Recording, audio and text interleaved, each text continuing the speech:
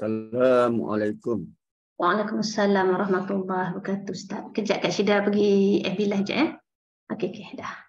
Kak Izzah buka majlis dulu. A'udzubillahi minasyaitonirrajim. Bismillahirrahmanirrahim. Assalamualaikum Berapa ya? warahmatullahi wabarakatuh. Alhamdulillah wassalatu wassalamu ala Rasulillah wa ala alihi wa sahbihi wa man walah. Subhanaka la ilma lana illa ma 'allamtana innaka antal alimul hakim. Rabbi shrah li sadri wa yassir li amri wahlul 'uqdatam min lisani yafqahu qawli. Alhamdulillahilladzi hadana li hadza wa ma kunna linahtadiya laula an hadana Allah. Allahumma anfa'na bima 'allamtana wa 'allimna ma yanfa'una wa zidna 'ilma. Rabbana yassir wa la tu'assir wa tammim bil khair. Rabbi zidni 'ilman. Amin ya rabbal alamin. Ustaz dah bersedia ke Ustaz? Ayat berapa? Ini masuk ayat 27 Ustaz. 27. Wa na'matin kanu fiha fakihin. Ayat 44. Ayat 27.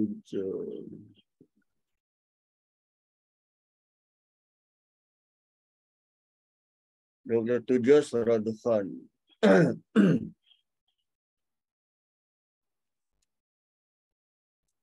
Kamtaraku. A'udzubillahi minasyaitonirrajim. Bismillahirrahmanirrahim. Alhamdulillahilladzi hadana li hadza wa ma kunna linahtadiya laula an hadanallah. Asyhadu an la ilaha illallah wahdahu la syarikalah wa asyhadu anna sayyidana wa maulana Muhammadan abduhu wa rasuluh. Allahumma salli wa sallim wa barik ala Muhammad wa ala ali Muhammad kama sallaita ala Ibrahim wa ala ali Ibrahim fil alamin innaka Hamidum Majid. Assalamualaikum warahmatullahi wabarakatuh. Ayat 27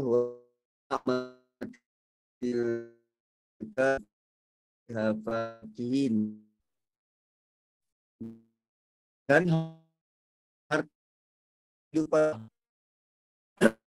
yang sekian lama mereka ni Firaun dan tentera-tenteranya tinggalkan. Apa yang Firaun dan tentera-tenteranya tinggalkan. Dia bermula daripada ayat 25 setelah mereka tenggelam. Kam taraku min banyak sungguh kebun min karim dan tanaman-tanaman serta kediaman-kediaman yang indah. Wa na'matin kanu fiha fakihin dan juga nikmat-nikmat. Na'mah kehidupan mewah. Na'mah berbeza dengan ni'mah. Na'mah dalam bentuk istidraj. Kehidupan senang lenang yang akhirnya lupa Tuhan. Kanu fiha fakihin yang mereka telah sekian lama nikmati. Yang mereka telah sekian lama nikmati. Dan ini surah Dukhan adalah gugusan Hawamim kan. Gugusan Hawamim. Dia berkaitan dengan 10 surah dalam gugusan musabbihat. Surah-surah yang dimulakan dengan sabbaha. Surah-surah yang dimulakan dengan tasbih. Ada satu grup yang lain, saya cuba ulas. Bermula daripada surah Hadid. Surah Hadid, sabbaha, sampailah nanti penutupnya pada surah Tahrim. Semuanya ada 10 surah. Semuanya temanya berkisar berkaitan dengan infak dan jihad.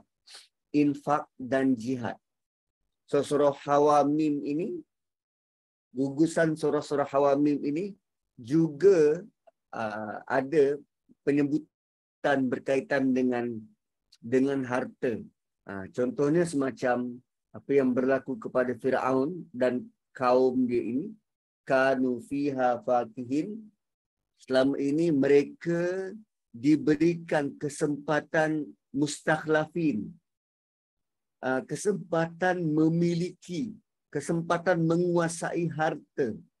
Tapi malangnya, kesempatan itu, peluang itu tidak digunakan untuk menjadikan ia kekal.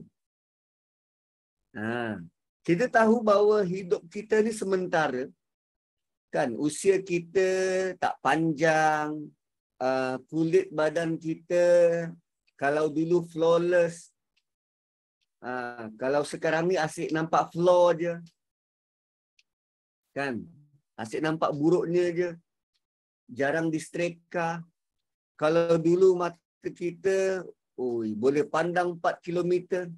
Sekarang nak mandang buku Yasin kat depan tu terpaksa buka spek tengok. Ada lagi tulisannya. Kadang baris nampak, tak nampak. So, hidup ni sementara. Hidup ni sementara. Namun, bukan kesementaraan itu dijadikan alasan untuk kita tak buat apa-apa. Kan, hidup ni memang sementara. Tapi dengan ilmu, kita boleh manfaatkan yang sementara itu menjadi kekal. Duit kalau dalam tangan 100, berapa lama 100 dalam tangan tu boleh bertahan? Sekali keluar je Ustaz, sekarang ni 100. Sekali keluar dah habis. So maksudnya 100 tu takkan boleh kekal. Kan dia sementara, sifatnya duit tu sementara. Sementara ada kat tangan. Lepas tu bertukarlah ke tangan kedai runcit. Macam tu. Sehari je duit 100. Tapi dalam surah Hadid, Allah menawarkan nilai yang sama. Kalau kau buat transaksi untuk agama Allah, Allah akan jadikannya kekal. Duit kita, sama ada kita belanja atau tak belanja, akan tetap habis. Sedekah atau tak sedekah, akan tetap habis. Tapi bagaimana bila kita gunakan, benda tu di-convert menjadi kebajikan, dan ia kekal sampai kiamat. Ia kekal di akhirat.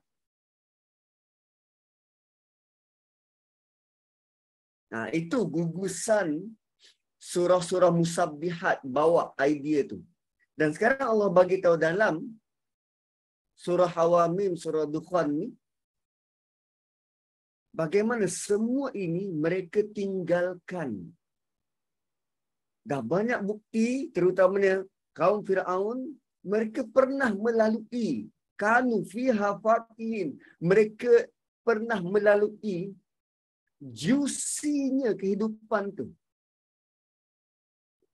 Allah gambarkan kehidupan tu macam manisnya buah. Dulu kita ada rancangan manisnya kurma. Apa? Kurmanya manis. Macam mana dah? Semanis kurma kot Ustaz. Semanis kurma. Ya. Aduh, dia dah macam manisnya kurma ini. Manisnya kurma. Kan, buah-buahan yang manis ni kan, dia ada momen-momen bila kita gigit tu, sedapnya. So, hidup tu juga ada momen-momen macam tu. Waktu anak kita konvo, kan kita rasa seronok. Tapi momen tu sementara. Nikmat tu sementara. Sebab daripada pagi, katalah anak kita konvo jam berapa? Tengah hari.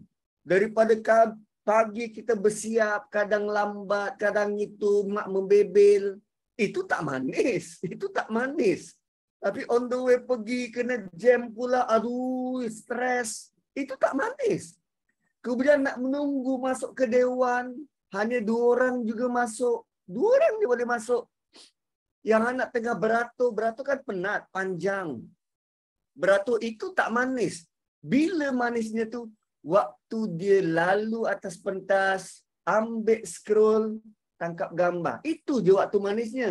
Bila turun balik semula ke barisan tadi, dah tak manis dah.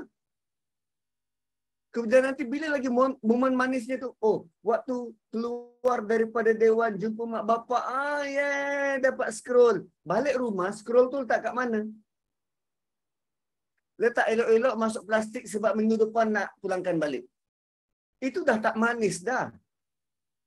So, manis juga ada momen-momen tertentu je. Bukan sepanjang hari. Tapi beberapa saat, beberapa minit itu yang kita rasa manis. Seperti kita cicip buah. Sedangkan Allah beri jaminan engkau akan rasa kemanisan hidup kali kedua nanti di syurga selama-lamanya. Every moment. Every moment. Kanu fiha fatihin. Dulu mereka hidup dengan kesenangan. Sebenarnya tidak semua senang pun. Kan bagi yang berhutang dikejar alung. Apa nama? Kan sekarang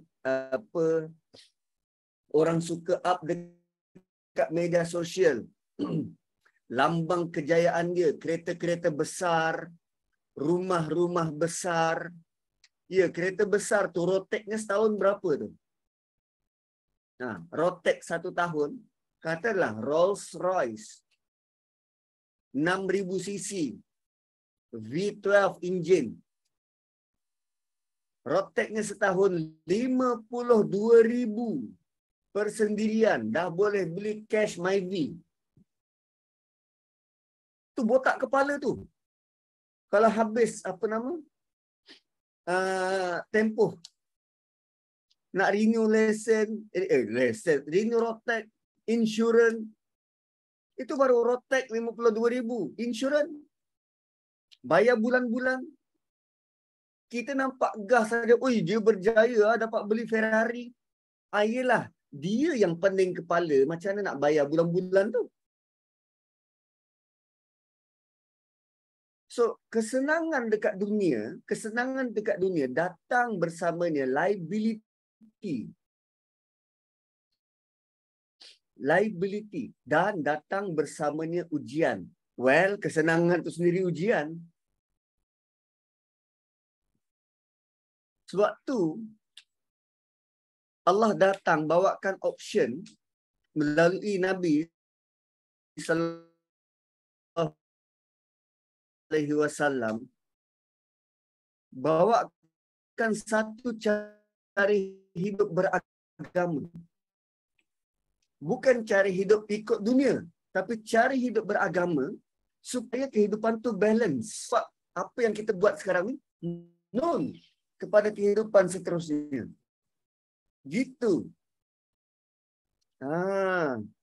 Dan kalau tak percaya, cuba tengok piramid Firaun tu. Apa dia simpan bersama dengan jasad Firaun? Harta, emas. Sebab dia duk ingat benda tu boleh bawa ke alam seterusnya. Habis sekarang ada lagi tinggalan harta tu. Mana ada? Semua dah kena curi dah. Ternyata benda tu tak berguna. Kanu fiha fakihin. Dan waktu mereka tenggelam itu, Allah bagi tahu, kadzalik, begitulah kitaran cycle kehidupan dunia. Yang kaya, orang yang kaya akan mati, harta yang ditinggalkan akan diwarisi pada orang lain pula. Kalau dulu Lim Goh Tong, pemilik penting, kaya orangnya, dia sekarang dah mati. Yang mewarisi siapa? Anak beranak dia. Dia punya balu. Itu pun kalau dah mati, nanti diwarisi oleh anak seterusnya.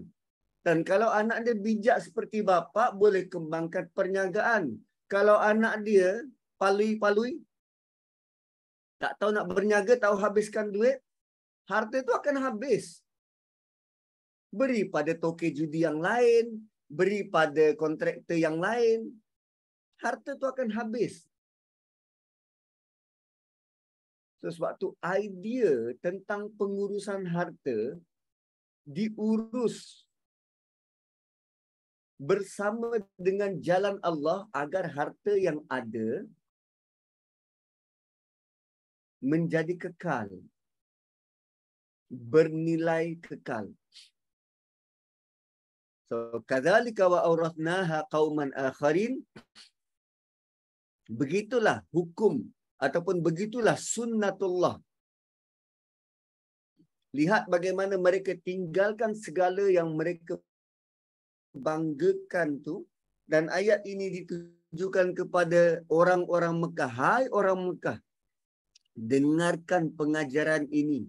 Usah degil, kerana kalau masih berdegil, kamu juga akan sama seperti mereka. Dan terbukti kafir Quraisy dulu dekat Mekah sekarang dah mati semuanya, diwarisi oleh keturunan dia.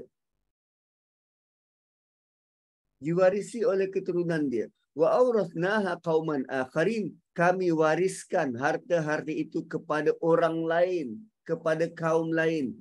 Diberikan kemewahan itu pada orang lain. Dan bila ditinggalkan begitu saja, dah tentu ada orang yang akan rampas.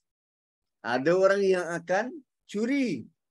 Ada orang yang akan ambil kemewahan tu. Dan ada yang kata bahawa ia telah diambil oleh Bani Israel. Dan mungkin juga diambil oleh kaum lain kerana Bani Israel semua telah keluar dari Mesir. Namun dari dalil dari surah Syu'ara, pendapat yang kuat mengatakan ia diambil oleh Bani Israel, iaitu mereka kembali ke Mesir dan mengambil alih kota Mesir. Namun pendapat ini ada kritikan tentang kebenaran Bani Israel kembali ke Mesir kerana tak ada maklumat dalam lipatan sejarah bahawa Bani Israel kembali ke Mesir. Sebab dalam surah Syu'ara tu Allah sebut kadzalika wa awrathnaha Bani Israel. Demikianlah kami anugerahkan, kami wariskan semua itu kepada Bani Israel. Kalau dalam suratul A'raf Allah sebut begini, wa awrathna qauman ladzina wa awrathna al-qaumal ladzina kanu yustad'afuna masyariqal ardi wa magharibaha fiha tammat kalikal ala bani Israil wa qaumuhu wa ma kanu ya'rishun. Dan kami pusakakan, kami wariskan kepada kaum yang telah ditindas negeri-negeri padanya, dan telah sempurnalah perkataan Tuhanmu yang baik, janji untuk Bani Israel kerana kesabaran mereka. Dan kami hancurkan apa yang telah dibuat Firaun dan kaumnya dan apa yang telah dibangunkan. So ada dua pendapat perkataan awrathna, sama ada diwariskan kepada kaum lain atau diwariskan kepada Bani Israel. Cuma kalau ikut dapatan sejarah, buat masa ini tak ada lagi tanda-tanda selepas keluar daripada Mesir, Bani Israel kembali ke Mesir. Setakat ini. Unless kalau ada bukti sebaliknya. Sebab dapatan manusia ni kan berubah-ubah. Kajian manusia tentang sejarah ni berubah-ubah. Yang tentang apa? Tentang ayat ini, fama bakat alaihimus sama. Okey. So fama bakat alaihimus sama wal ardu wa makanu munzarin. Mereka itu tidak ditangisi oleh langit dan bumi dan mereka pula tidak diberi tempoh. Kemudian kematian mereka kematian tentera beramai-ramai tenggelam dalam Laut Merah itu adalah berita besar. Dan kejadian tu kejadian pelik. Sebab mana mungkin semua sekali kali mati dan tenggelam serentak. Tentera kot. Dan habis semua sekali dalam waktu itu. Dan tak ada siapa yang menangisi mereka. Dan cuba bandingkan, kalau ada yang mati kena kecelakaan tsunami hari itu. Masuk surat khabar berminggu-minggu. Ramai orang meratapi dan merasa kesedihannya. MH370 sampai sekarang jadi misteri. Sampai seluruh rakyat Malaysia solat hajat, doakan. Misteri sampai sekarang tak jumpa. So Fir'aun dan pengikutnya seolah-olah tidak dihiraukan kerana tak ada siapa peduli golongan sampah seumpama itu. Mereka hina, malah semasa mereka hidup, penduduk sekitar memuji kerana kuasa yang ada pada mereka. Namun bila mati, semua menarik nafas lega. Lega dah mati. Langit dan bumi juga tidak rasa kasihan kepada mereka. Adakah mungkin kalau orang beriman mati, langit dan bumi akan turut merasa sedih?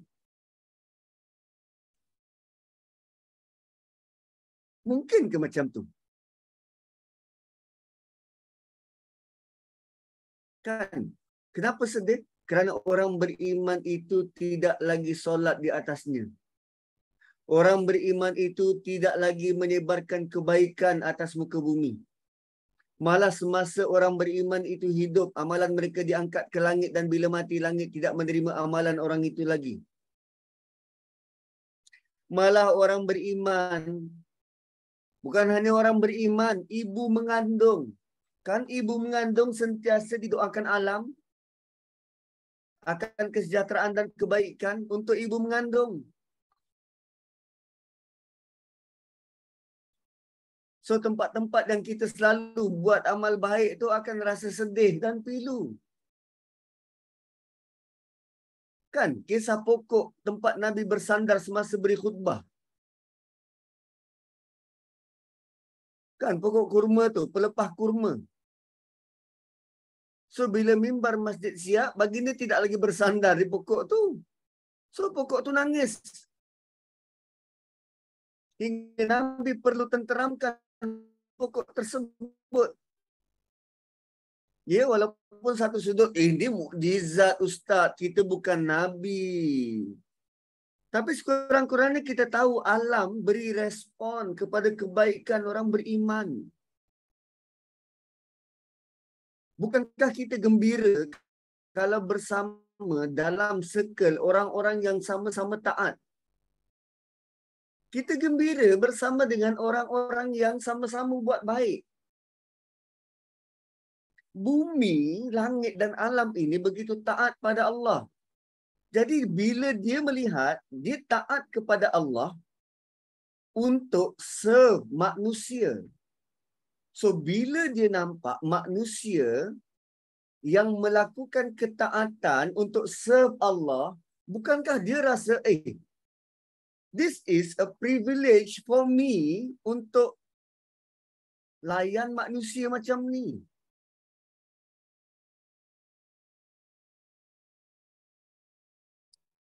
Ada satu kisah disampaikan bagaimana Arash Allah Subhanahu wa taala bergegar bila Sa'ad bin Mu'az meninggal.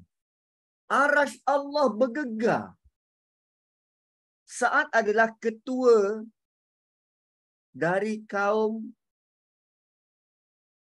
kaum dari Yathrib. Sa'ad bin Mu'az ni dia ketua bagi kaum dari Yathrib, dari Madinah, Yathrib, nama lama yang mula-mula masuk Islam. So dia telah bagi tahu pada kaum dia kalau mereka tidak beriman pada Allah dan Rasul, dia tak akan bercakap dengan kaumnya selama-lamanya.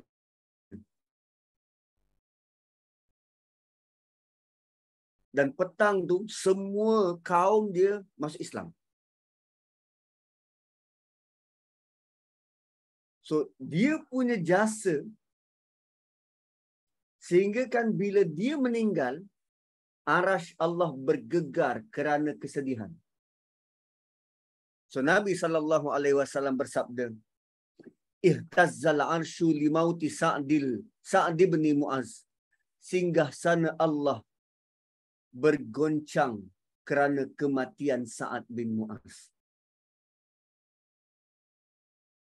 Ui, merembang bulu rumah kita. Rupanya orang-orang yang berjasa di jalan Allah ni, dia ada tempat istimewa yang dikagumi oleh makhluk-makhluk di langit. Arasy tu makhluk. Dan mereka juga terkesan. Dan ini sebenarnya menyedarkan kita untuk fikirkan apa kebaikan kelakuan kita suatu hidup ni. Apakah nanti bila kita dah tak ada, alam ini akan menangisi kita. Menangisi pemergian kita. So sebab tu ke mana je kita pergi, jom kita tinggalkan perkara baik di tempat tu. Pergi ke hutan contohnya. Nak solat, laungkanlah azan. Solatlah dalam hutan tu. Jangan tinggalkan sampah. Tinggalkanlah kenangan. Jangan ukir-ukir, patah-patahkan ranting tanpa sebab. Jangan buat kerosakan. Layanlah makhluk Allah dengan profesional. Jangan kencing merata. Asal nampak belakang pokok je, kencinglah kat situ. Tak. Pilihlah tempat. Kerana bila kita buat kebaikan dan kebajikan, tempat itu akan jadi saksi untuk kita. Kan, banyakkan juga tempat sujud kerana tempat sujud akan jadi saksi buat kita nanti. Dan alam ini menyaksikan segala perbuatan kita. Kan dalam surah Zilzal, idza zulzilatil ardu zilzalaha wa akhrajatil ardu athqalaha wa qala lil insanu ma laha yauma idzin tuhadditsu akhbaraha. Pada hari itu tuhadditsu, bumi akan bercerita, akhbaraha, pengalaman dia. Bumi akan bercakap tentang pengalaman dia terhadap kita. Oh, kau Nazri, ni jalan yang kau ulang alik ni pergi masjid ni. Oh, dekat sini ni yang kau kacau awek tu. Ni dekat sini yang kau mengintai tu. Oi, bumi akan keluar, bumi akan bercerita pada kita pengalaman kita melalui hidup atas badan ni. Yauma idzin tuhadditsu akhbaraha. So jangan sampai bumi nanti akan jadi saksi atas dosa yang kita buat. Biarlah dia jadi saksi bagi amal kebaikan kita. So kalau bumi boleh bercerita, dia boleh pilih sama ada dia nak keluarkan cerita-cerita yang indah dan baik atau dia buka aib kita supaya semua orang dengar. Kan? Dan sebut tentang langit dan bumi menangis. Just recently, pengkaji-pengkaji piramid ni baru jumpa satu kubur yang di luarnya tertulis langit dan bumi menangisi pemergianmu. Kubur Firaun. Langit dan bumi menangisi pemergianmu. Baru-baru ni je. Dalam abad ke-21 ni, diorang baru jumpa tulisan tu. So rupanya Allah sudah pun bagi tahu 1400 tahun dulu, tak, langit dan bumi tidak pun menangisi pemergianmu.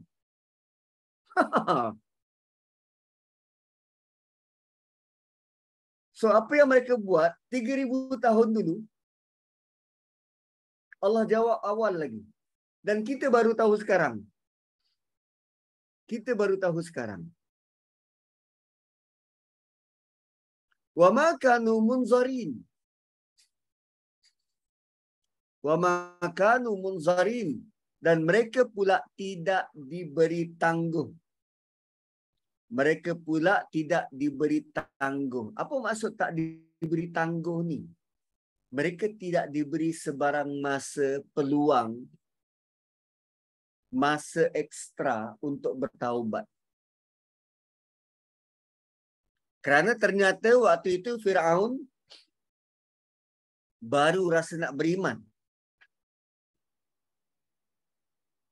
Tapi iman mereka tidak diterima waktu itu. Kerana iman yang hanya timbul waktu melihat azab dan sakarat tidak diterima. Mereka sudah diberi peluang sangat panjang. Firaun hidup 400 tahun. Firaun hidup 400 tahun. Dan dinasti kefiraunan. Dinasti kefiraunan daripada Firaun pertama sampai Firaun terakhir, dia mengambil masa lebih kurang 3000 tahun. 3000 tahun. Kalau nak dibuat perbandingan, kerajaan UMNO baru 60 tahun memerintah. Kerajaan UMNO baru 60 tahun memerintah. Kerajaan Firaun 3000 tahun. 3000 tahun. Ya, tempoh sangat panjang. Sangat panjang.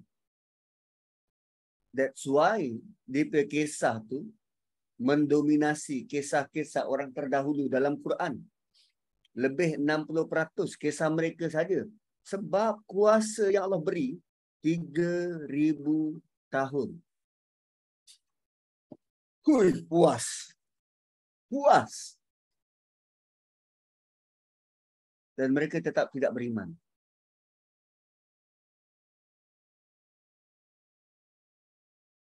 Melaka. Berapa tahun? Kerajaan Melaka.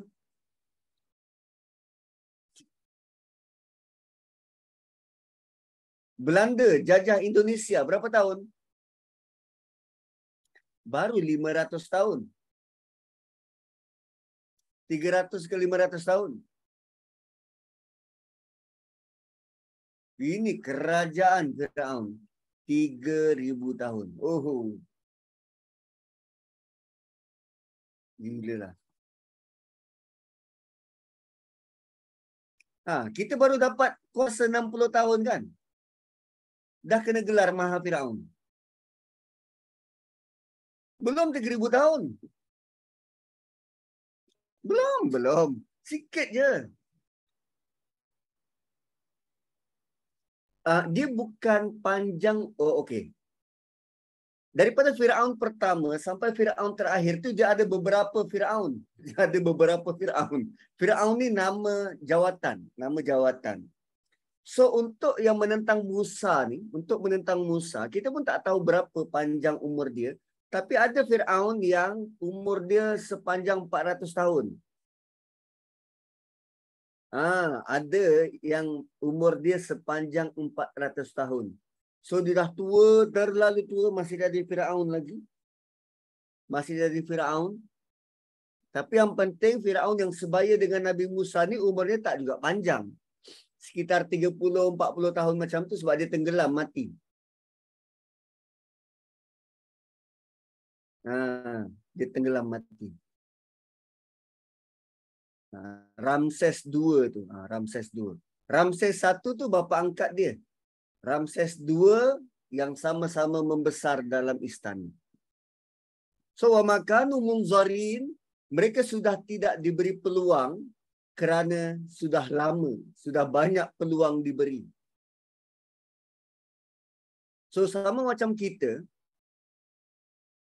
sekarang sedang diberi peluang. Kita sekarang sedang diberi peluang. Dan sementara pintu taubat masih dibuka, maka rebutlah peluang tu. Sebab bila sampai masa, apa pun yang kita buat, ia tidak akan diterima. Malah bila confirm jadi ahli neraka, mereka juga tidak diberi sebarang penangguhan. Ialah waktu berada di mahsyar, sebelum dibuka timbang amal tu, masing-masing akan rasa resah dan gelisah. Manusia resah dan gelisah berada di mahsyar. Siapa yang suka menunggu? So, kerana menunggu, manusia akan resah gelisah. So, bila resah gelisah, maka adalah gerakan untuk pergi berjumpa dengan nabi-nabi supaya Allah percepatkan urusan timbang amal. Sedangkan menunggu di mahsyar sebelum timbang amal tu sudah cukup baik untuk manusia. Sebab bila timbang amal dan dia pula ahli neraka, dia akan masuk neraka. Neraka tu lebih dahsyat. Tapi tak, sebab tak sabar menunggu, terus minta. Cepatlah, cepat. Neraka pun neraka lah. Tanpa dia tahu apa yang ada dalam neraka.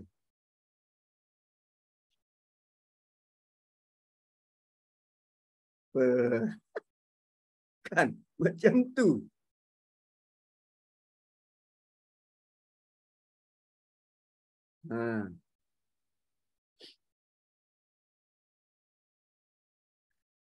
So, okey. Firaun itu gelaran selepas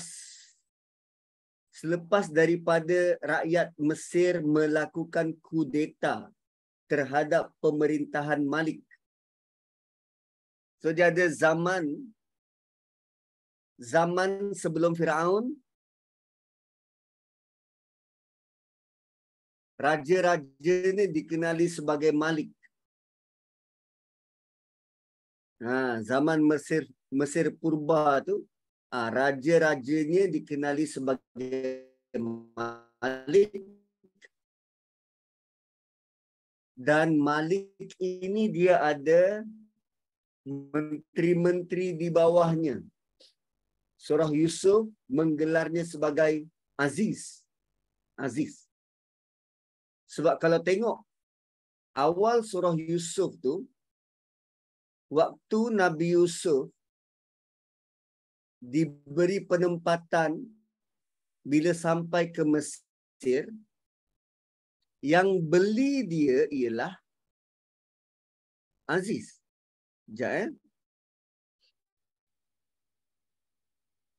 Yang membeli dia ialah wasyarauhu bi thamanin baksin.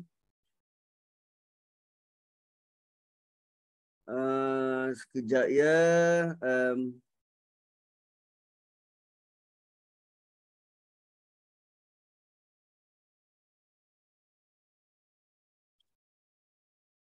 Sayyidaha.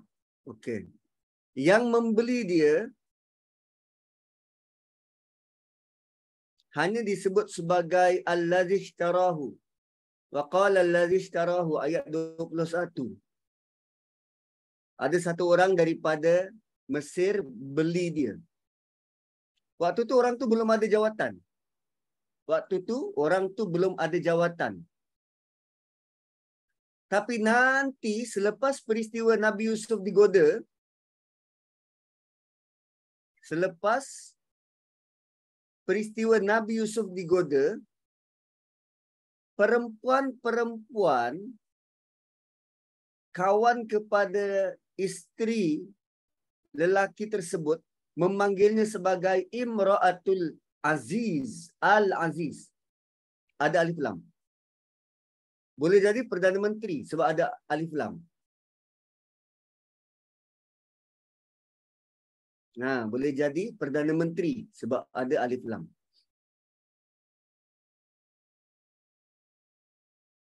Dan nanti Yusuf juga diberi gelaran sebagai Al-Aziz. Bila ada pengkhususan, boleh jadi itu satu-satunya jawatan tertinggi dalam kerajaan.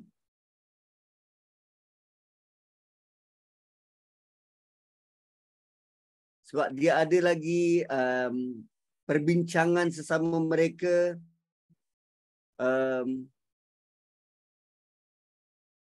Summa badalahum min ba'di ma rawal ayati la yasjununahu hatta hin.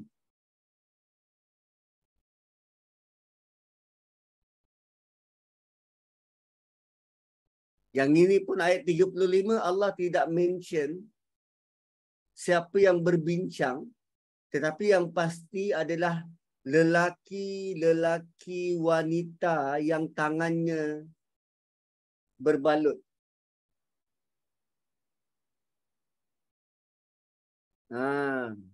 Summa badalahum. Suami perempuan-perempuan tu. So suami mereka adalah somebody dalam kerajaan. So bila dia tengok tangan wanita-wanita ni berbalut, something wrong. Kenapa tangan korang semua berbalut? Korang terpikat dengan Yusuf ke? Oh, kau ada skandal. So bila ada skandal macam tu, untuk menutup supaya karier politik mereka tidak terjejas, penjarakan Yusuf. Yang buat keputusan untuk penjarakan bukan wanita-wanita tu, tetapi suami-suami mereka. Suami-suami mereka. Nah, tak apa, kita tinggalkan surah Yusuf di situ. Wa ma kanu munzarin. Kemudian ayat seterusnya, walaqad najjayna bani Israil. Allah alihkan pula kamera pandangan kita daripada Firaun kepada Bani Israel. Allah alihkan pandangan kita daripada Firaun kepada Bani Israel. Demi sesungguhnya kami telah selamatkan Bani Israel dari azab yang hina.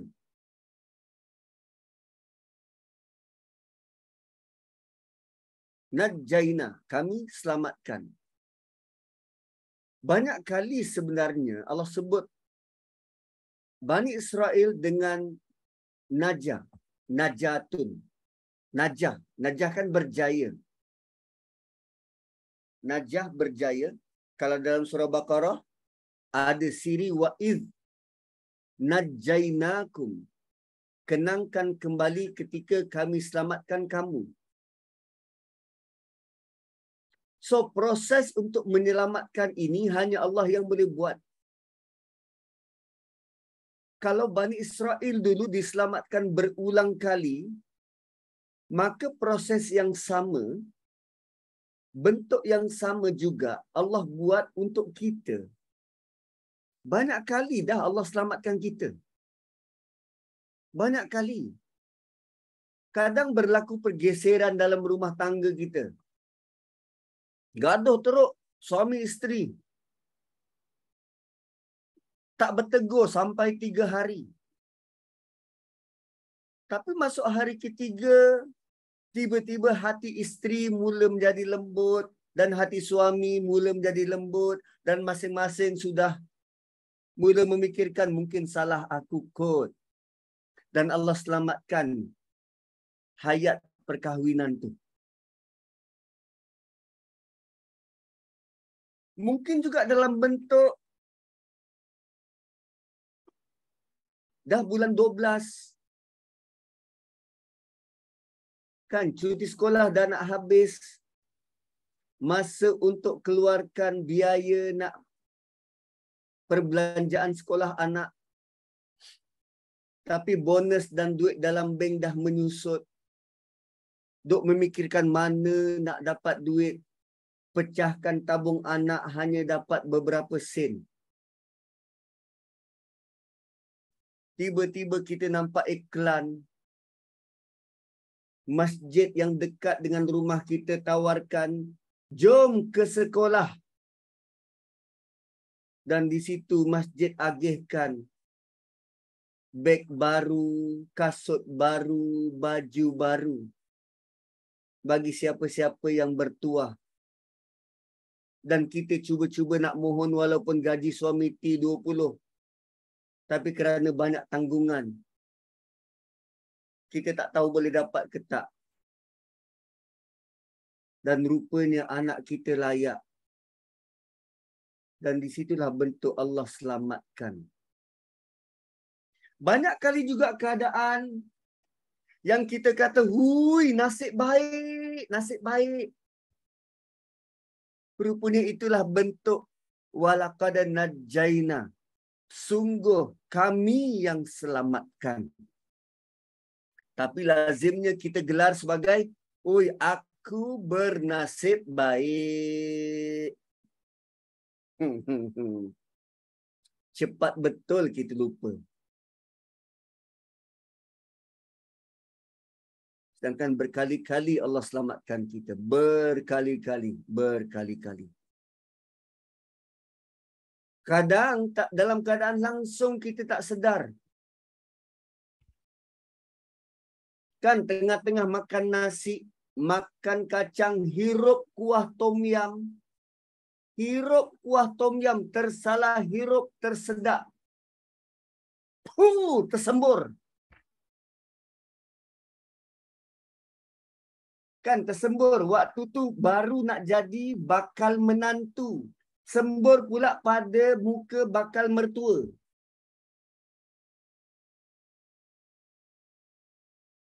Hoi, geleng kepala dia, geleng kepala. Nasib baik bakal menantu ni kerja TNB.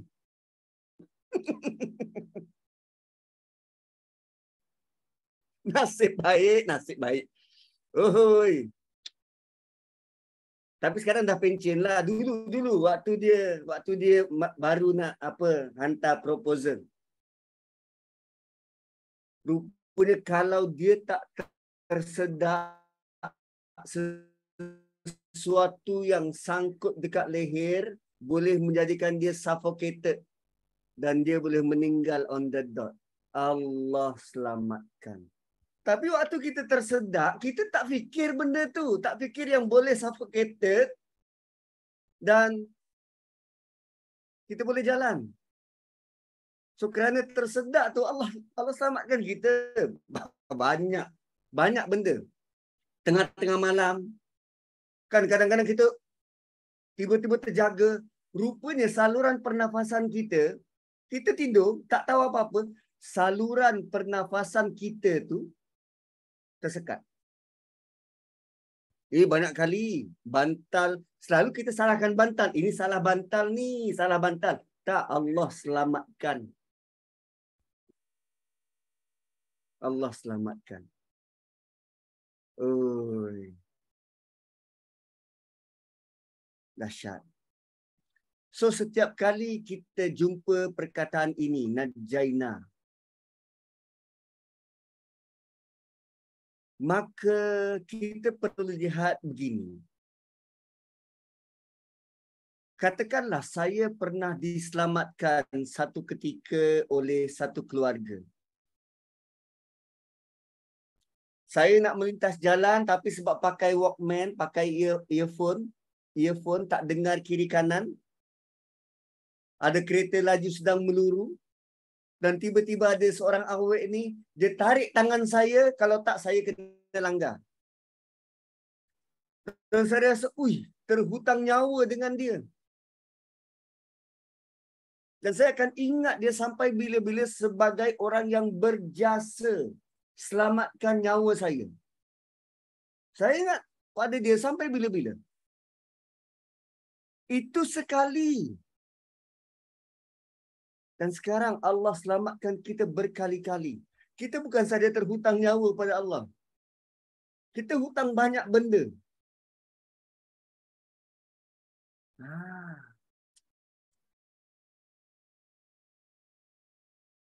Setiap kali. Setiap kali. Walaqad najjayna. Dan sekarang Allah bagi tahu walaqad najjayna bani Israel. Atau boleh untuk kita apa? Ialah menung-menung petang kita kan. Kan petang selalu kita menung. Menung-menung depan laman, tengok-tengok bunga, kawan-kawan tengok bunga. Tak selalu yang menung ni lelaki. Kalau isteri tak, dia tak menung dia. Tak ada masa nak menung. Laki. Bang buat apa tu? Tak ada apa. Tengok bunga. Tak, jangan percaya. Dia menung tu.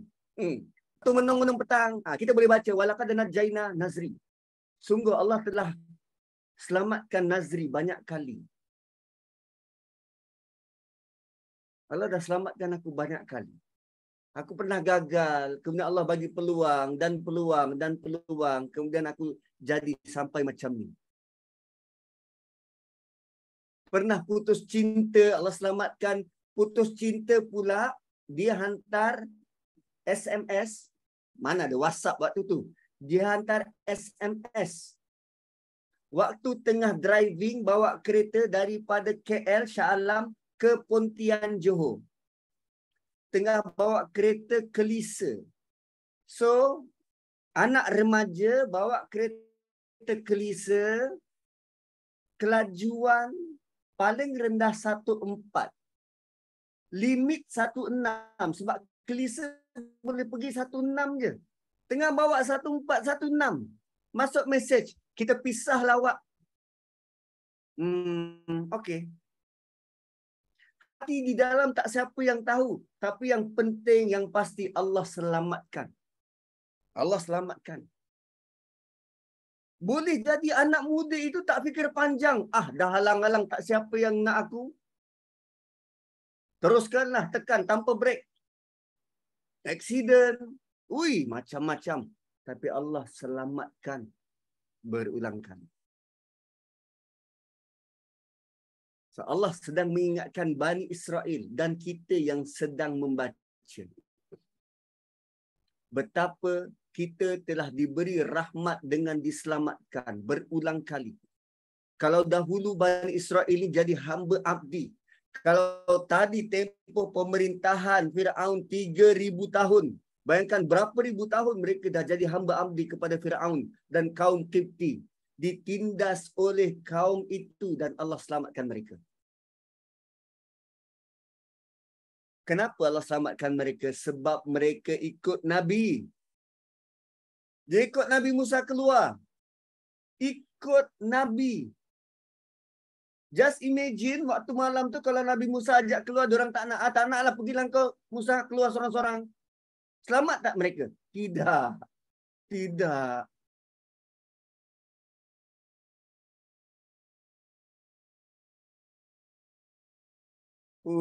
Dahsyat.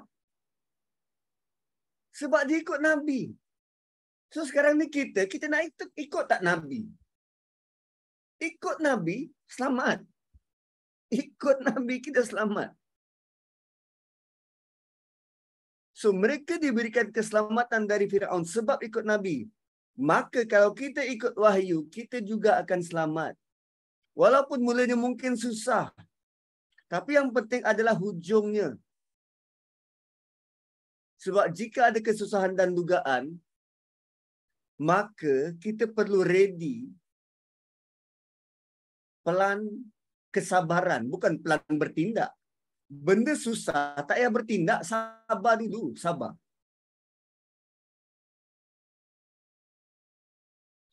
Maka ini juga memberi harapan kepada para sahabat di Mekah. Kan mereka tengah tahu, maka ketika mereka mengikut arahan Nabi, pindah. Mereka selamat. Mereka selamat. Tapi ada satu apa nama? Satu peristiwa yang berkaitan dengan Abu Jandal tu. Itu best. Yang sedih waktu dekat Hudaibiyah. Tapi selepas mereka balik daripada Hudaibiyah, Abu Jandal rupanya dapat melepaskan diri kali kedua. Abu Jandal, ingat lagi tak Abu Jandal ni? Yang mana ni? Ustaz, sandal ke apa? Crocs? Bukan. Abu Jandal.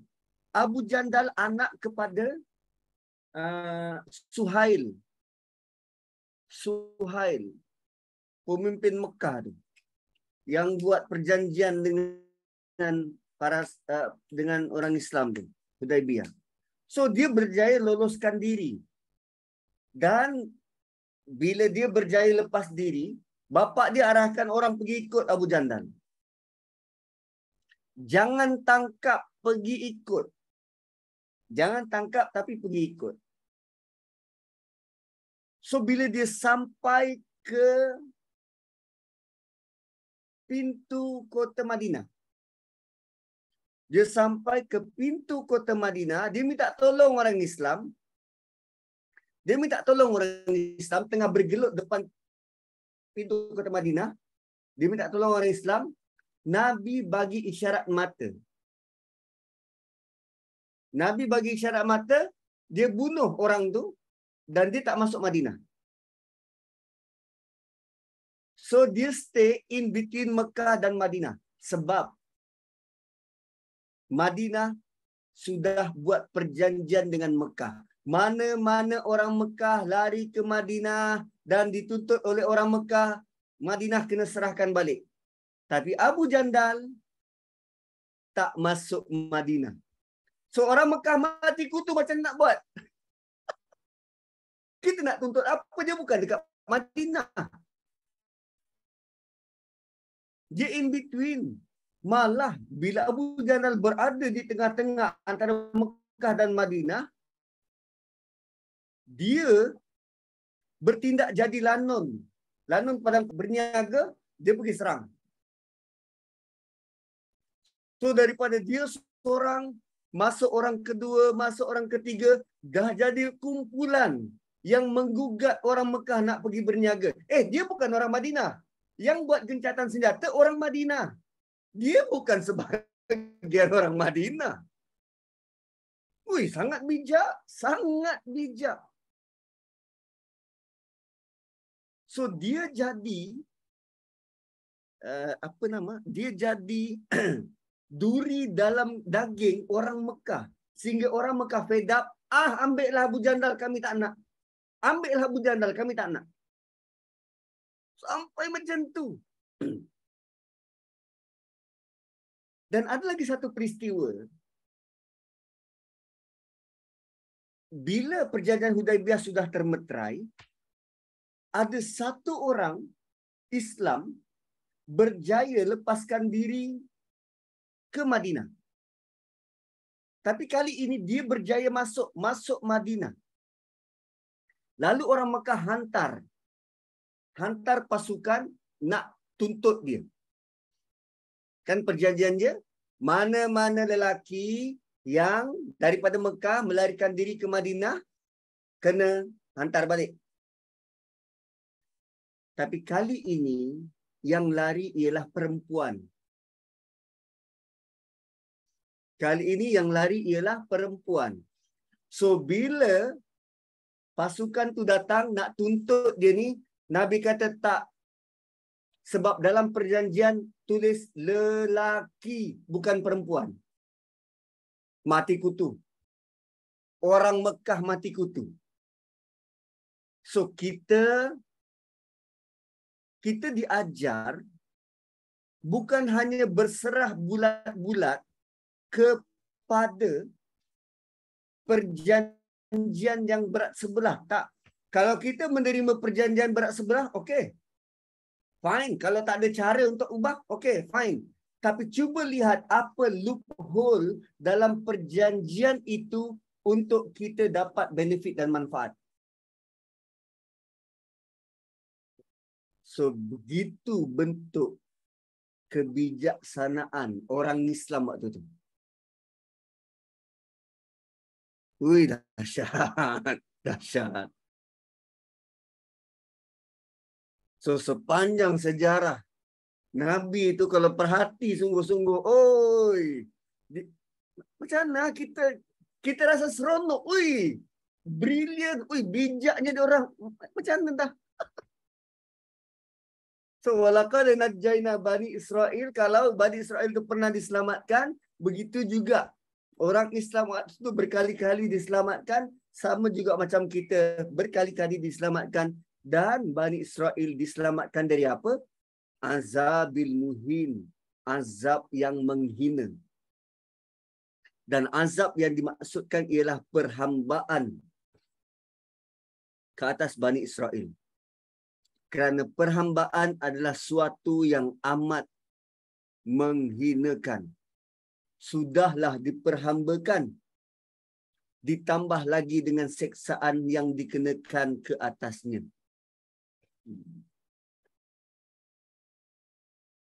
Dan antara kesan mereka jadi hamba ialah anak-anak lelaki dibunuh. Anak-anak lelaki dibunuh.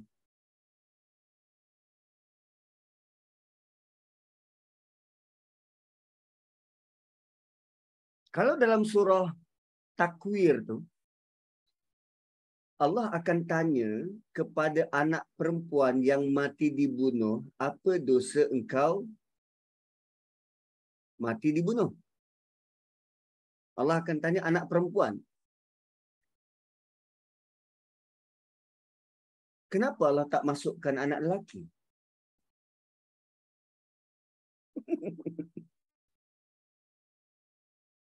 Kan? Walhal ini bergenerasi ni. Tak tahu, Allahu a'lam. Kenapa tak ada ayat tentang anak lelaki? Mungkin kerana dalam surah Takwir Allah nak buat perbandingan khusus kepada kafir Quraisy, bangsa Arab waktu itu yang bunuh anak perempuan kerana malu. Dan dia sanggup jaga unta betina berbanding anak perempuan. Dan tapi Allah tahu segalanya. Kenapa tak dimasukkan anak lelaki? Dan kita yakin dan percaya Allah bakal menjadi pembela sama ada anak lelaki atau anak perempuan. Itu hebatnya kasih sayang Allah. Azab yang hina. Azab perhambaan. Bila kita sebut tentang perhambaan dan kita kaitkan dengan hina, dia menjadi satu bentuk penyakit.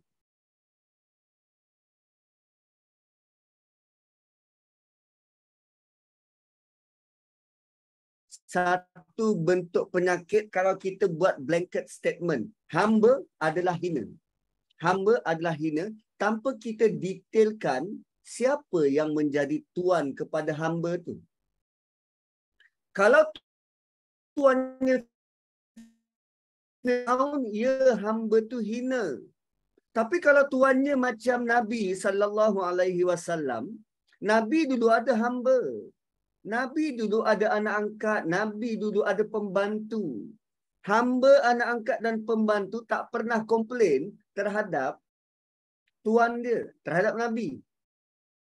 Malah mereka willing pula untuk berkhidmat pada Nabi.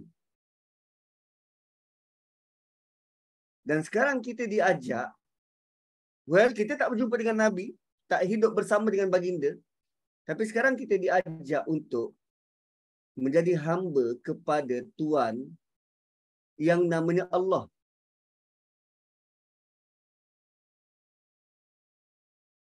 So kalau Nabi yang diutuskan begitu baik menjaga orang bawah dia, bayangkan Allah yang menjadi Tuhan dan dia nak kita jadi hamba dia dengan penjagaan, dengan nikmat, dengan curahan kasih sayang, dengan keberkatan, you name it. So setakat kita digelar sebagai hamba, tak ada hal lah. Problemnya adalah kita blanket statement. Asal hamba, hina. Sebab tu tak ramai yang nak jadi hamba Tuhan. Tak ramai yang nak menjadi hamba Allah. Dia rasa perkataan hamba itu membawa kepada kehinaan. Jadi hamba Allah hidup terkongkong. Jadi hamba Allah banyak peraturan. Itu haram, ini haram.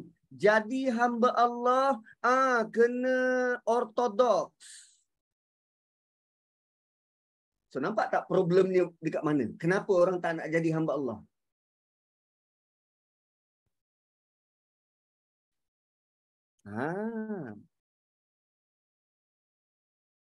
Well, manusia dia masing-masing terbuka untuk beri pandangan masing-masing. Tapi bagi kita yang berusaha mengenal Allah dan tahu duduk letaknya bagaimana sifat-sifat mulia dari Allah, kita tanpa disuruh, kita akan tetap mengulangi ikrar iyyaka na'budu. Hanya pada engkau kami sembah, kami sanggup jadi hamba-Mu.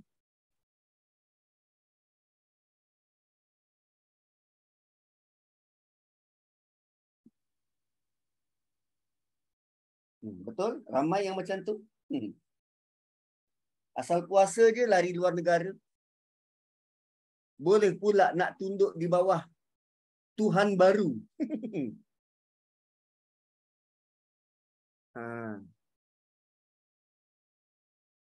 Sedangkan kalau kita bicara dengan mereka hati ke hati, heart to heart, etis misal kata yang tak percaya Tuhan, kan ada satu perbualan antara etis dengan seorang anak kecil. Diorang naik kapal terbang, so sementara nak sampai, yang etis ni cubalah berbual-bual dengan perempuan sebelah. Anak muda lagi. So dia tanya, sementara nak sampai ni apa kata kita borak-borak kosong? Boleh juga kan? Boleh juga nak borak-borak. So dia pun mulakan kata, iyalah kita tengah naik kapal. Saya pun tak tahu sama ada afterlife ni wujud ke tak. Etis, dia cuba nak mempengaruhi minda dan idea orang lain. Saya pun tak tahu afterlife ni wujud ke tak. Syurga, neraka, pahala dosa. Kan tak boleh nak dibuktikan dengan dapatan sains. Kan betul ke semua ni? So yang budak perempuan tu kata, ya tak ya juga. Saya pun tertanya-tanya. Kalau taik lembu tu bentuknya macam apa? Pancake macam tu kan? Kan taik lembu tu bila lembu berak, dia kan bentuk macam mana entah? Macam mushroom, bukan mushroom. Macam cupcake. Cupcake tapi besar. Kan? Icing cupcake tu. Tu. Kemudian kalau tahi kambing tu dia bulat-bulat. Tahi kambing dia bulat-bulat. Kalau tahi gajah dia besar-besar macam durian. Sedangkan diorang makan benda yang sama. Kan, diorang makan benda yang sama. Rumput, tumbuh-tumbuhan. Kenapa taiknya bentuk berbeza-beza? Lalu etis tu tergamam. Ya juga kan, kenapa macam tu? Sebab itulah bang, tentang taik pun abang tak tahu, lagi abang nak tanya pasal Tuhan. Tentang taik pun abang tak tahu, lagi abang nak tanya soal tentang Tuhan itu dan ini kerja Tuhan. Abang fikir pasal taik ni lah. Aduh. Ui, dahsyat.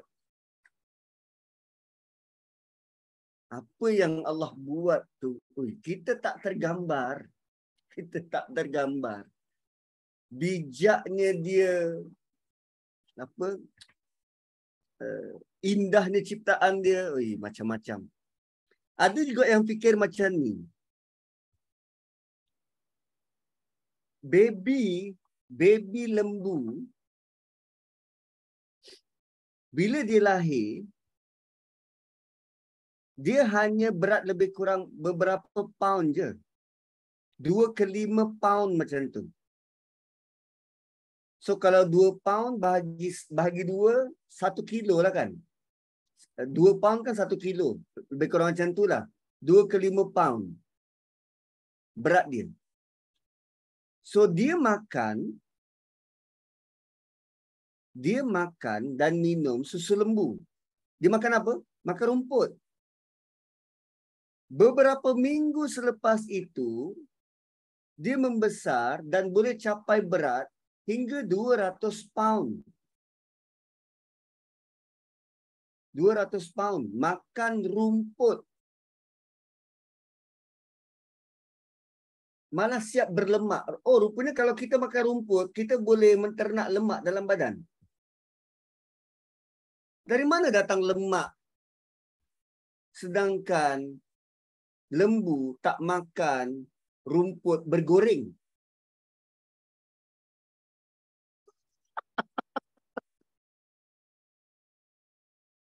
Rumput bergoreng kan ada kolesterol, minyak semua ni, buat lemak tepu. Dari mana lembu boleh dapat lemak sedangkan yang dia makan tu rumput? Pun boleh besar macam tu. Dan lembu hanya makan satu jenis makanan, rumput tanpa variety. Sedangkan kita Allah sediakan, cuba sebut nama buah. Sampai tak tersebut. Dan itu pun orang cari benda haram nak makan.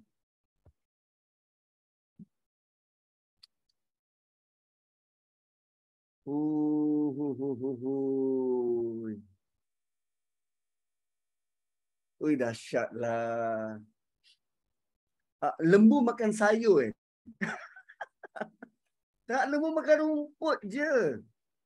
Ya mungkin lemak sayuran kot kan.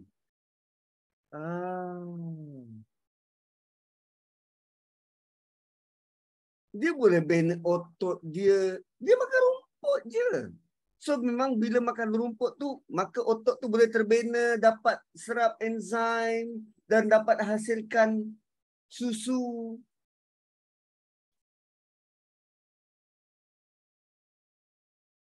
Susu mak dia. Dia minum susu mak dia waktu nak membesar tu. Kemudian dia provide susu. Susu lembu hasil dari mana? Rumput yang dia makan tu.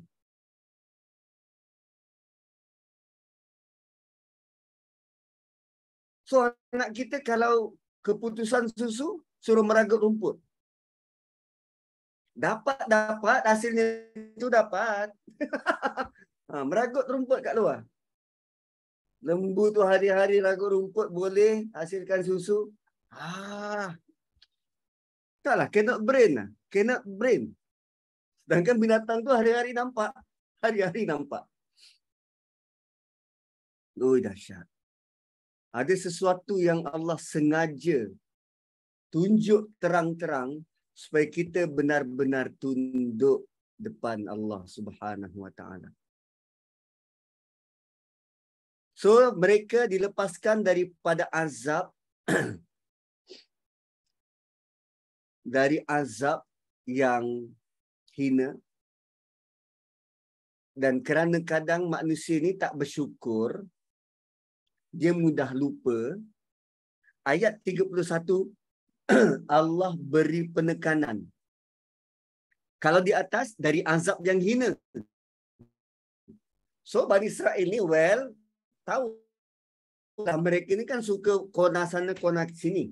Azab yang hina, mana ada azab yang hina? Dari Firaun. Allah terus sebut, dari Firaun.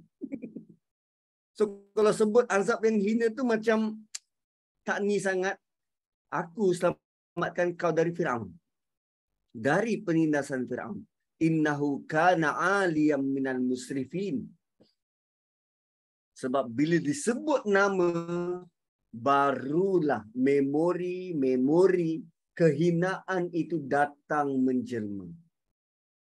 Sungguh dia orang yang sombong. Kana alian. Sombong. Minal musrifin. Dan orang yang melampau batas. Ali selalu diasosiat dengan Firaun. Selalu. Ali ini selalu diasosiat dengan Firaun. Tak tahu kalau tuan-tuan pernah jumpa iblis disebut sebagai Ali. Iblis Allah gelar mustakbir. Perasan dia besar. Mustakbir. Tapi Firaun Ali. So ada perbezaan ketara antara sombongnya Firaun dan sombongnya iblis. Iblis aba, enggan, wastakbara dan merasa besar. Yang itu mungkin boleh didetailkan lagi. Kesombongan Firaun ni macam mana? Kesombongan iblis tu macam mana? Sebab Firaun pada zaman Nabi Musa, dia rasa dia tinggi.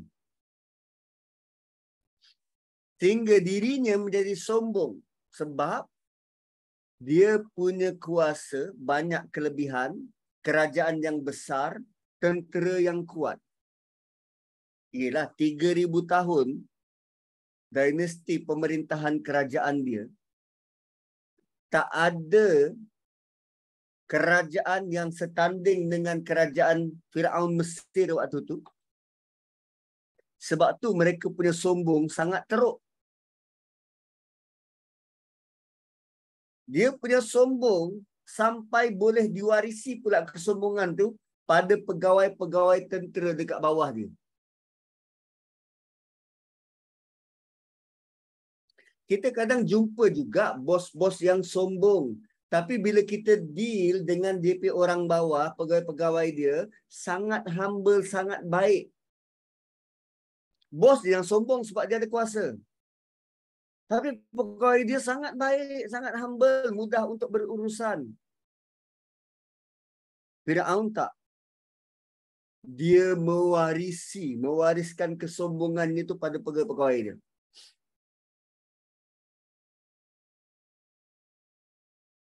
Sehingga orang bila nak berurusan sangat sukar dengan kesombongan Firaun.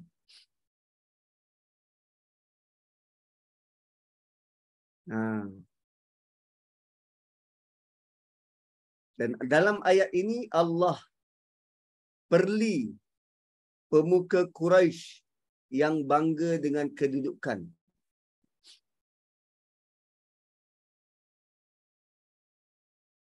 Korang ada kedudukan, korang sombong. Ada satu kaum dulu, Firaun nama dia, kedudukannya lebih tinggi dari korang. Dan sekarang aku cerita, Firaun tenggelam.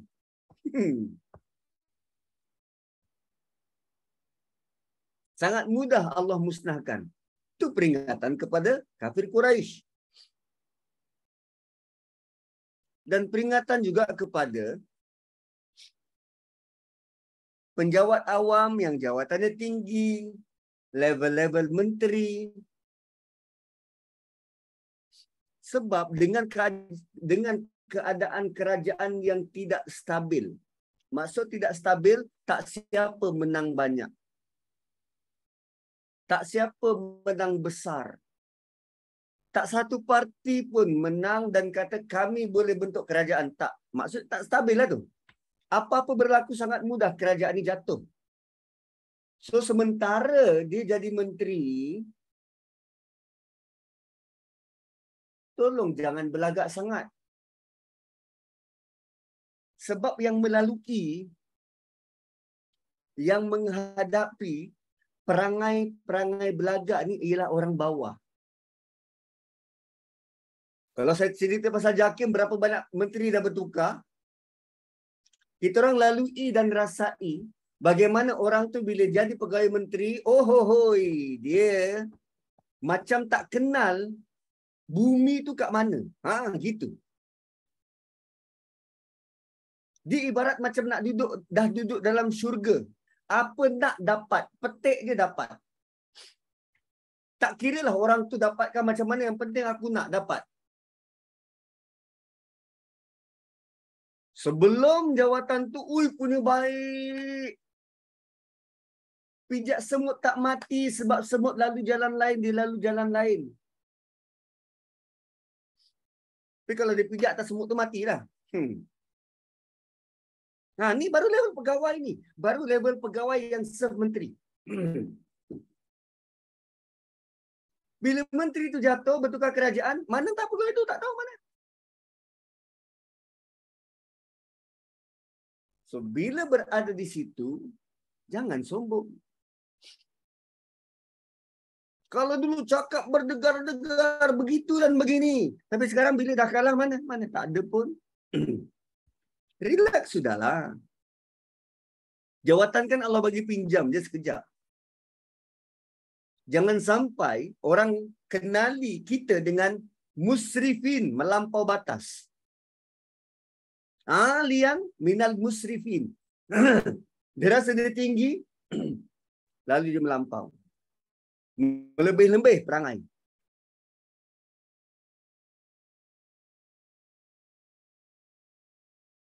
Dan kalau apa yang dibuat oleh Firaun, musrif, melampau batas, Quran merakamkan bagaimana dia, Firaun, dia salib satu persatu ahli sihir, ribuan orang ramainya yang telah menunjukkan keimanan dengan Nabi Musa dan Nabi Harun.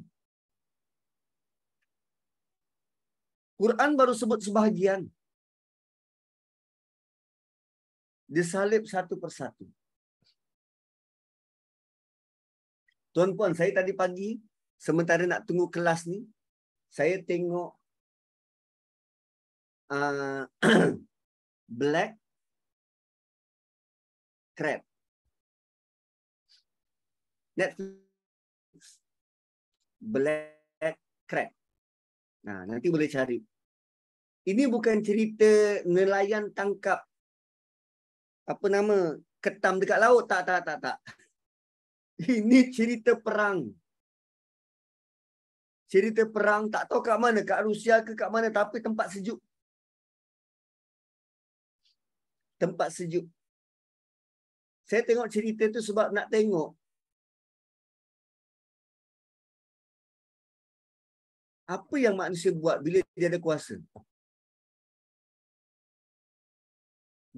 Bila dia ada kuasa ketenteraan, dia dengan mudah arahkan orang lain, orang bawah, pergi perang dengan negara tu. Aku tak suka negara tu, hancurkan mereka. Perang. Dan dalam Black Crab tu ada satu scene dia tengah tempat sejuk. So dia nak pergi satu tempat, lalu jalan darat tak boleh, dia kena lalu laut. Laut semua beku. Laut semua beku. So dia kena naik macam ski tu, ski. Bukan ski yang panjang, yang pendek. Saya selalu main dekat apa nama IOI Putrajaya tu, kan ada ski ring tu. Jadi kasut ski yang apa macam bilah pisau kat bawah tu. So sedang diorang skiing, tiba-tiba dia terlanggar sesuatu jatuh. Bila jatuh, yes, skating. Bila dia jatuh, dia nampak taburan manusia yang mati beku dalam air. Musrifin. Melampau. Kerana dia punya kegeraman, dia akibatkan orang lain yang tak ada kaitan pun mati.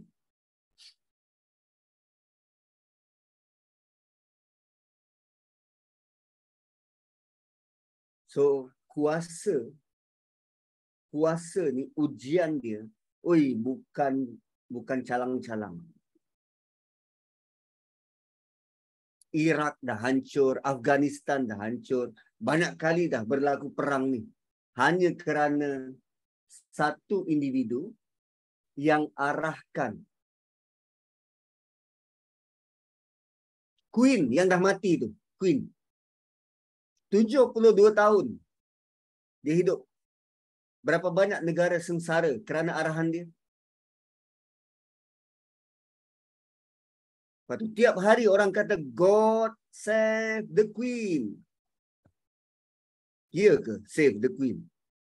Sekarang kau dah jumpa your God. Kau nak cakap apa?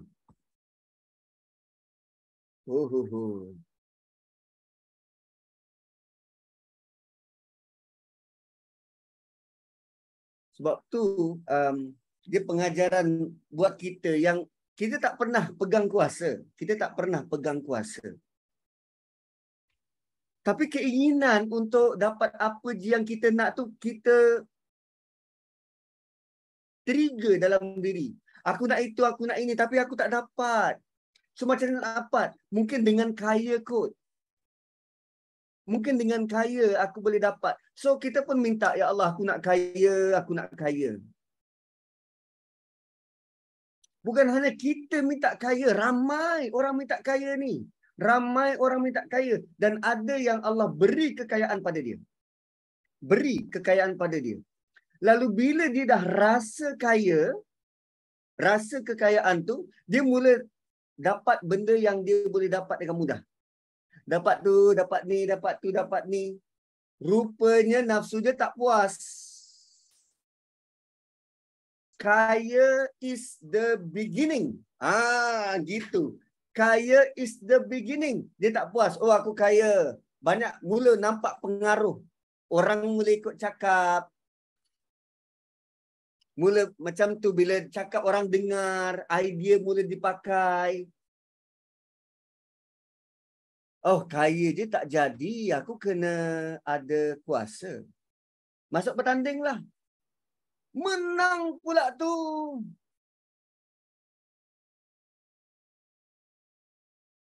Ingat lagi kes Parlimen Batu. Pilihan Raya 2018. Itu jam Tian Chua jadi calon. Tapi Tian Chua tak layak. Saat akhir, SPR tolak permohonan dia. Waktu tu kecoh. Lalu PH hantar satu calon muda. Nama dia Prabakaran. Asalnya jadi proksi kepada Tian Chua.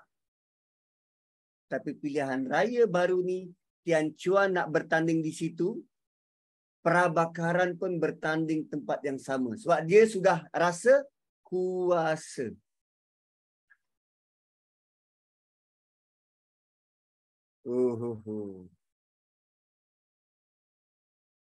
So, kadang kita tak tahu consequences, akibat dari permintaan kita. Qarun asalnya miskin. Tapi bila dah kaya raya sampai ditelan bumi, dia tahu ke yang dia bakal ditelan bumi? Tak tahu. Rupanya kadang jangan sampai kita salah minta. Takut-takut apa yang kita minta, dia akan menjadikan kita jauh daripada Allah dan kita mati su'ul khatimah. Wal'iyazubillah. So rupanya ada baiknya doa kita tak makbul sebab kita tak tahu doa kita itu bawa kita kepada kehancuran. So jangan sedih kalau apa yang kita minta tak makbul. Rupanya Allah lebih tahu. Kalau kita dapat benda tu, kita hancur dan kita rosak. Bukankah itu cara Allah najaina? Selamatkan kita dari doa kita sendiri. Wow. Supaya kita tak jadi melampau macam ni. Kita tak jadi alian. Begitu Allah sayang pada kita. Tapi kita tak rasa pun sayang tu. Lalu kita keep on minta apa yang kita minta. So apa yang kita dah ada adalah benda yang sangat baik. Yang sudah sangat sesuai untuk kita, sangat baik untuk kita. So 11.32, kita berhenti dulu pada ayat yang ini. Ustaz, ada satu soalan je dekat FB. Kan selalu kalau apa yang perkataan yang paling baik untuk menggantikan ucapan nasib baik? Apa itu? Perkataan yang paling baik untuk kita gantikan nasib baik. Alhamdulillah. Alhamdulillahi ala kulli halin. Kalau benda tu kurang baik, bagi kita yang kita rasa kurang baik, kita ucap macam tu lah. Bagi kita, kalau kita rasa kurang baik, bagi Allah baik je. Bagi kita yang kita rasa kurang baik, kita sebut Alhamdulillahi ala kulli halin. Kalau benda tu baik, bernasib baik, Alhamdulillahi bini'matihi tatimmus shalihat. Dengan nikmat-nikmat Allah, sempurnalah kebaikan tu. Begitu. So sebut je Alhamdulillah. Tu bukan nasib kita. Kejap, nasib tu apa? Luck. Kita panggil luck kan. Cuba tanya, luck tu apa? Luck tu apa? Bingung juga tu nak terangkan luck, nasib. Itu kan semua bisikan-bisikan syaitan je. Kau sebut begini, kau sebut macam ni. Nasib kot, nasib. Sebut je. Sedangkan semua tu kan Allah yang beri. Dia wujudkan satu perkataan yang kita rasa kita nak bergantung dengan perkataan tu sehingga melupakan Allah. Syaitan punya idea macam tu je.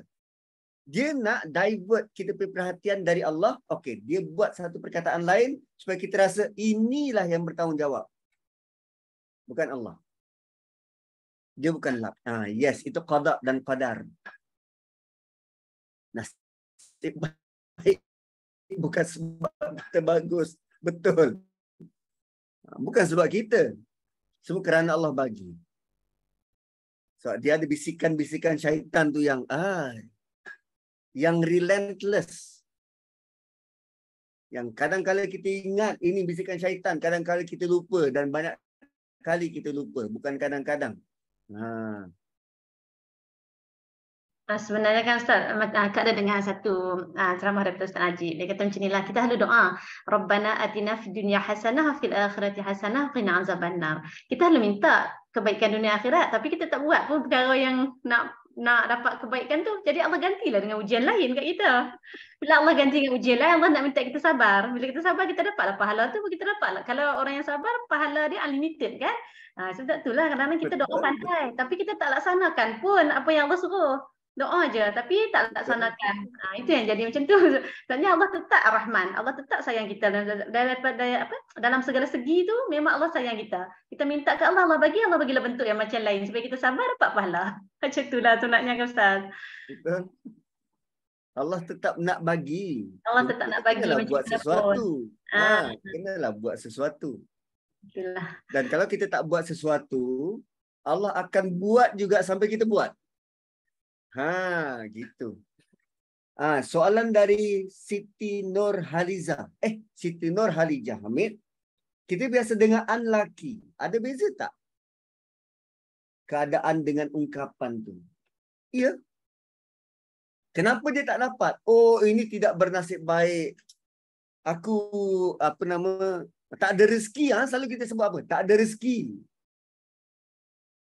Kalau tengok balik perkataan tak ada rezeki, apa maksud dia? Bukan Allah dah tetapkan rezeki. Macam mana kita boleh tahu tak ada rezeki? Oh, bukan rezeki kita di situ. Tak. Ungkapannya ialah qadarallahu ma syaa. Allah berkuasa untuk buat apa jadi nak. Qadarallahu ma syaa. Kalau tak bernasib baik. Selain daripada alhamdulillah ala kulli hal, alhamdulillah bi ni'mati tatimmus salihat. Qadarallahu ma syaa.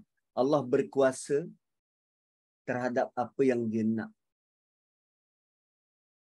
Ya, ini ketentuan Allah. Dan sepatutnya kita cakap macam tu lah. Ini ketentuan Allah. Allah dah tentukan macam tu. Rezeki tak pernah salah alamat. Rezeki tak pernah salah alamat. Lazimnya ungkapan-ungkapan kita, dia berbaur jauh dari Tuhan. Dia berbaur, dia berbunyi seolah-olah Tuhan tak ada kaitan. Sepatutnya Allah tak pernah tinggalkan, Allah tak pernah lupa rezeki kita. Tapi dibuang perkataan Allah tu, diletakkan rezeki tu yang berkuasa menentukan alamat mana yang dia nak bagi.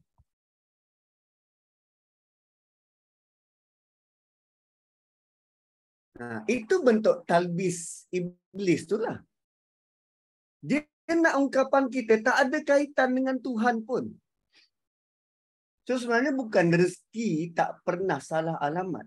Allah tak pernah lupa tentang rezeki kita. Rezeki Allah dah tetapkan. Kalimah-kalimah Allah, nama dia, syaitan nak hilangkan daripada zikir-zikir, ungkapan-ungkapan kita seharian.